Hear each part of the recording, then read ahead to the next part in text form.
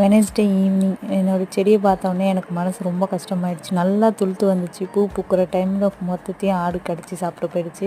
இதுக்கு வேலி போடலான்னு நினைக்கிறேன். எனக்கு அது டைம் கிடைக்கல. அது செட் பண்ணுறது கொஞ்சம் லேட் ஆகும். அதனால் அது எப்படி பண்ணுறது? அந்த செடியை ஆடு சாப்பிடாதுன்னு தைரியமாக வளர்த்தேன். பார்த்தா அதையே சாப்பிட்டுட்டு போயிடுச்சு.